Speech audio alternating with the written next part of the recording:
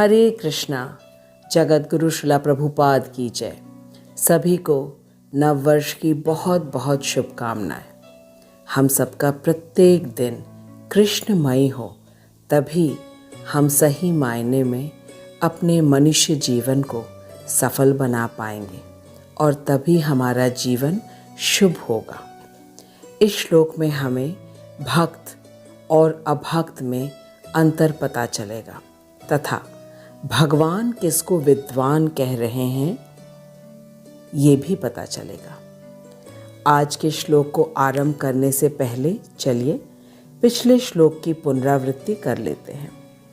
तो पिछले श्लोक में हमने ये समझा था कि हमें भगवान की आज्ञा का अनुसरण करना है, अर्थात भगवान ने जो भगवत गीता में हमें आदेश दिया है उसका हमें मन से पालन करना है और भगवान का अनुकरण कभी भी नहीं करना है। अनुकरण अर्थात नकल। भगवान और देवी देवताओं में अति मानवीय शक्तियाँ होती हैं जिससे वे आश्चर्यजनक कार्य करते हैं, लेकिन हम इनका कभी भी अनुकरण नहीं कर सकते। जैसे कि भगवान का अर्जुन को विश्व रूप दिखाना तथा हनुमान जी का हृदय चीर के श्री राम और जानकी माता का दर्शन कराना, तो ये बिल्कुल निषेध है हमारे लिए भगवान का अनुकरण, अन्यथा हम मृत्यु को आमंत्रित करेंगे। अब आइए आज के श्लोक का पहले हम वाचन करेंगे और फिर शब्दार्थ तथा श्रील प्रभुपाद के तात्पर्य से श्लोक को विस्तार रूप से समझेंगे। सक्ताः कर्मण्य विद्वांसो यथा कुर्वन्ति भारत, कुर्यात् विद्वांस तथा सक्तः चिकीर्षुर्लोक संग्रहम्। सक्ताः कर्मण्य विद्वांसो यथा कुर्वन्ति भारत, कुर्यात् विद्वांस तथा सक्तः चिकीर्षुर्लोक संग्रहम्। शब्दार्थ: सक्ताः आसक्त, कर्मणि कर्म में, अविद्वांसः अज्ञानी, यथा जिस प्रकार, कुर्वन्ति कर्म करते हैं, भारत हे भरतवंशी, कुर्यात करें, विद्वान ज्ञानी, तथा उसी भाव से, असक्तः अनासक्त भाव से, चिकीर्षु चाहता हुआ, लोक संग्रहम लोक शिक्षा के लिए। भावार्थ: प्रभुपाद कह रहे हैं कि भगवान कह रहे हैं हमसे कि जिस प्रकार फल में आसक्त अज्ञानी कर्म करते हैं, ठीक वैसे ही ज्ञानी भी अनासक्त भाव से लोक शिक्षा के लिए कर्म करें। अब हम श्रीला प्रभुपाद के तात्पर्य को पढ़ के समझते हैं। श्रीला प्रभुपाद की जय, अनंत कोटि वैष्णवों की जय। इस श्लोक में प्रभुपाद हमें बता रहे हैं कि एक कृष्ण भावना भावित व्यक्ति तथा एक कृष्ण भावना विहीन व्यक्ति में इच्छा का ही भेद होता है। कृष्ण भावना भावित व्यक्ति ऐसा कोई कार्य नहीं करता जिससे उसकी कृष्ण भावना का विकास ना हो। श्रीला प्रभुपाद के प्रत्येक तात्पर्य में कृष्ण भावनामृत शब्द अवश्य आता है। आइए सबसे पहले ये समझते हैं कि कृष्ण भावनामृत का अर्थ क्या है। श्रीला प्रभुपाद बताते हैं कि जिस व्यक्ति को कृष्ण के साथ अपने संबंध का ज्ञान होता है तो उस व्यक्ति में कृष्ण के प्रति भाव अवश्य उत्पन्न होता है और भाव उत्पन्न होने से वह प्रेम पूर्वक कृष्ण की सेवा अवश्य करता है और इस प्रेम पूर्वक सेवा को कृष्ण भक्ति कहते हैं। फिर चाहे कोई कृष्ण के लिए वस्त्र सिले या भोजन पकाए या श्रृंगार करे या चित्र बनाए या नृत्य करे, कृष्ण के लिए किया गया कोई भी कार्य कृष्ण भक्ति है। अभी मैं बोल रही हूँ और आप सुन रहे हैं, दोनों ही क्रियाएं कृष्ण भक्ति है। तो जो व्यक्ति अपने हर कार्य को कृष्ण को केंद्रित करके करता है, वह कृष्ण भावना भावित व्यक्ति कहलाता है। और जो व्यक्ति अपने प्रत्येक कार्य को अपनी इंद्रिय तृप्ति के लिए करता है, वह कृष्ण भावना विहीन व्यक्ति कहलाता है। इस श्लोक में हमें कृष्ण भावना भावित तथा कृष्ण भावना विहीन व्यक्ति में भेद समझ आएगा। कृष्ण भावना भावित व्यक्ति भक्त कहलाता है और कृष्ण भावना विहीन व्यक्ति अभक्त कहलाता है। भक्त अपने प्रत्येक कार्य को एकमात्र कृष्ण की ही प्रसन्नता के लिए करता है और एक अभक्त अपने प्रत्येक कार्य को अपनी प्रसन्नता अर्थात अपने भौतिक सुख के लिए करता है। भक्त और अभक्त दोनों ही जी तोड़ परिश्रम करते हैं। दोनों ही कभी भी अपने कार्य से संतुष्ट नहीं होते। वे सोचते हैं थोड़ा और मेहनत कर लें, थोड़ा और मेहनत कर लें।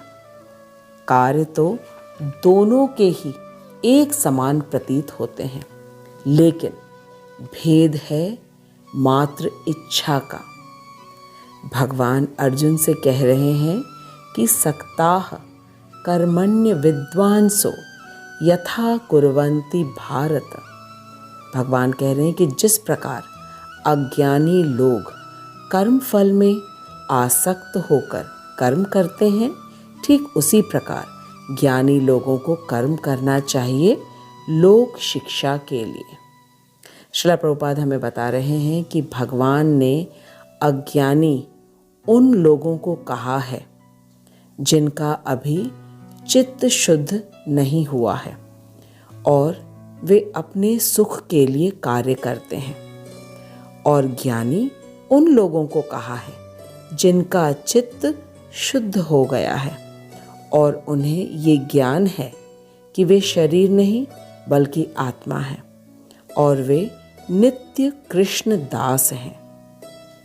ऐसे ज्ञानी जनों को भगवान कह रहे हैं कि वे उन अज्ञानी जनों की तरह कार्य करें लोक शिक्षा के लिए, ताकि सामान्य जन में गलत संदेश न चला जाए कि भक्त निष्क्रिय होता है। तो हमने देखा कि अज्ञानी और ज्ञानी दोनों के कार्य बाह्य रूप से एक समान लगते हैं, परंतु अंतर सिर्फ इच्छा का है। श्रील प्रभुपाद हमें बताते हैं कि एक कृष्ण भावना भावित व्यक्ति अपने प्रत्येक कर्म को खूब अच्छी तरह करे और फिर वह अपने कर्मफल को कृष्ण भक्ति में नियोजित करे। इस श्लोक की सबसे महत्वपूर्ण सीख यही है कि कृष्ण भावना भावित व्यक्ति अपने प्रत्येक कार्य को एक कर्मी की तरह करे और फिर अपने कर्मफल को कृष्ण की सेवा में लगा दे। एक कर्मी व्यक्ति खूब मेहनत करता है अपने सुख के साधनों को जुटाने के लिए, और एक भक्त भी खूब मेहनत करता है कृष्ण के सुख के लिए। कर्म के स्तर पर दोनों का कर्म एक समान प्रतीत होता है, लेकिन कर्म फल के नियोजन में अंतर है। कर्मी अपने सुख के लिए मेहनत करता है और भक्त कृष्ण के सुख के लिए मेहनत करता है। आइए हम इसको श्रील प्रभुपाद के उदाहरण से और अच्छी तरह समझते हैं। श्रील प्रभुपाद ने मात्र 10 वर्षों में 40 रुपए से 40 करोड़ बना दिया। ऐसा तो अभी तक किसी ने भी नहीं किया है जैसा श्रीला प्रभुपाद ने किया है। जैसे कोई सामान्य व्यापारी अपना व्यापार करता है और खूब मेहनत करता है, वैसा ही प्रभुपाद ने भी किया। लेकिन प्रभुपाद की इच्छा और व्यापारी की इच्छा में ज़मीन आसमान का अंतर है। श्रीला प्रभुपाद एकमात्र कृष्ण को प्रसन्न करने की इच्छा रखते हैं और व्यापारी अपने आप को प्रसन्न करने की इच्छा रखते हैं। प्रभुपाद ने रात दिन मेहनत करके भगवद गीता के 700 श्लोकों का तथा भागवतम के 18,000 श्लोकों का तथा चैतन्य चरितामृत इन सब का अनुवाद किया तथा तात्पर्य लिखा कृष्ण की प्रसन्नता के लिए। कृष्ण भगवद गीता में कहते हैं, न च तस्मान् मनुष्येषु कश्चिन्मे प्रियकृतमः भविता न च मे तस्मात् अन्यः प्रियतरो भुविः। भगवान कह रहे हैं कि इस संसार में जो मेरे इस गुह्य ज्ञान को दूसरों तक पहुंचाता है, उसकी अपेक्षा कोई अन्य सेवक न तो मुझे अधिक प्रिय है और न कभी होगा। तो हमने देखा कि किस प्रकार श्रीला प्रभुपाद ने कृष्ण की प्रसन्नता के लिए खूब मेहनत किया और वो भी अपने जीवन की वृद्धावस्था में, जो शायद हम में से कोई भी ऐसे कार्य नहीं कर सकेगा अपनी वृद्धावस्था में। श्रीला प्रभुपाद ने 10 वर्षों में पूरे विश्व में 108 राधा कृष्ण के भव्य मंदिर बनवाए, 10,000 से भी ज़्यादा विदेशियों को दीक्षा दी और सबका जीवन कृष्ण भक्ति से पूर्ण किया। प्रभुपाद के पास अथाह धन आता और वे सारा धन कृष्ण की सेवा में लगा देते। प्रभुपाद कहते हैं कि समस्त लक्ष्मी कृष्ण की ही है, तो उसे कृष्ण की ही सेवा में लगाना चाहिए।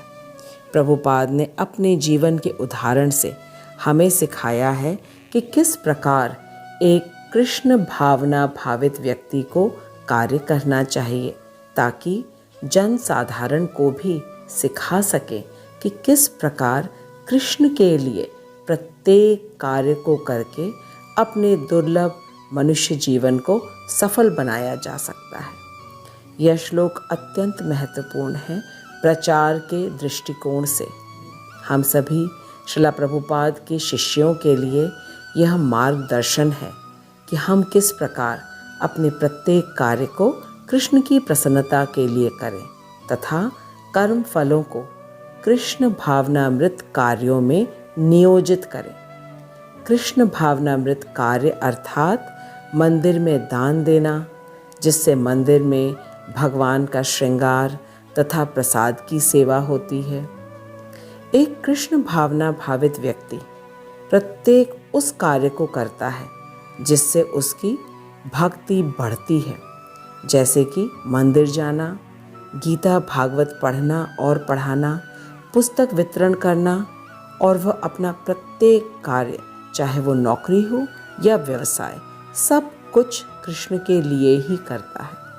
इसी सिद्धांत को हम एक और उदाहरण से समझते हैं, जैसे कि एक भक्त और अभक्त दोनों ही जिम में जाते हैं। अभक्त की इच्छा होती है कि वह अपने शरीर को खूब तंदुरुस्त रखे, पूरे विश्व में भ्रमण करने के लिए तथा और भी भौतिक सुखों को भोगने के लिए और सुंदर दिखने के लिए। और उसी स्थान पर एक भक्त भी जिम जाता है ताकि वह स्वस्थ रहकर कृष्ण की और अच्छी सेवा कर सके। बाह्य रूप से तो दोनों के कार्य एक समान प्रतीत होते हैं, लेकिन अंतर है तो मात्र इच्छा का। ज्ञानी जन वे हैं जो कर्मफल में आसक्त नहीं हैं और अज्ञानी कर्मफल में आसक्त होते हैं। इस श्लोक का तात्पर्य यह है कि ज्ञानी को अज्ञानी की तरह कार्य करना चाहिए और कर्म फल को भगवान की सेवा में लगाएं और इस प्रकार कार्य करने से ज्ञानी जन लोक शिक्षा देते हैं। और इसका परिणाम क्या होता है ये भी हम जान लेते हैं। इसका परिणाम ये होगा कि ज्ञानी को तो इस प्रकार कर्म करने से परम लक्ष्य की प्राप्ति होगी, अर्थात कृष्ण भक्ति की प्राप्ति होगी, और अज्ञानी व्यक्ति का चित्त गंदा का गंदा ही रह जाएगा। अब हमें तय करना है कि हमें अज्ञानी की तरह कार्य करना है या ज्ञानी की तरह कार्य करना है। आज साल का पहला दिन है। आइए आज हम मिल करके ये संकल्प करते हैं कि हम आज से अपने प्रत्येक कार्य को कृष्ण की प्रसन्नता के लिए करेंगे और कृष्ण को हम तभी प्रसन्न कर पाएंगे जब हम श्रीला प्रभुपाद के 4 नियमों का पालन करेंगे, जैसे कि मदिरापान नहीं, मांसाहार नहीं, जुआ नहीं और अवैध संबंध नहीं, और भगवद गीता का नियमित श्रवण तथा 16 माला हरे कृष्ण महामंत्र का प्रतिदिन जप करना। इससे हम सबका प्रत्येक दिन निश्चित रूप से शुभ और मंगलमय होगा। आइए अब श्लोक के अंत में 2 प्रश्नों का उत्तर देते हैं ताकि हम पूर्ण रूप से आश्वस्त हो जाएं कि यह श्लोक हमें अच्छी तरह समझ में आ गया। प्रश्न नंबर 1, कृष्ण भावना भावित व्यक्ति और कृष्ण भावना विहीन व्यक्ति में क्या अंतर है? प्रश्न नंबर 2, अज्ञानी और ज्ञानी व्यक्ति के कर्म में क्या समानता है और क्या भेद है? मैं आप सभी का धन्यवाद देती हूँ कि आप सभी बहुत ध्यानपूर्वक भगवद गीता का श्रवण करते हैं और अवश्य ही दूसरों के साथ आप ये श्लोक बांटते भी होंगे। दूसरों को अवश्य शेयर करिए, क्योंकि यही मनुष्य जीवन का मुख्य लक्ष्य है कि हम कृष्ण भावना भावित बने और कृष्ण भावना भावित बनाए लोगों को। मैं आप सबका धन्यवाद देती हूँ और एक बार सबको फिर से नव वर्ष की बहुत बहुत बधाई देती हूँ। हरे कृष्ण। आपका जीवन मंगलमय हो, कृष्णमय हो। हरे कृष्ण। हरे कृष्णा कृष्ण कृष्ण हरे हरे, हरे राम राम राम हरे हरे। हरे कृष्ण कृष्ण कृष्ण हरे हरे, हरे राम राम राम हरे हरे। हरे कृष्ण कृष्ण कृष्ण हरे हरे।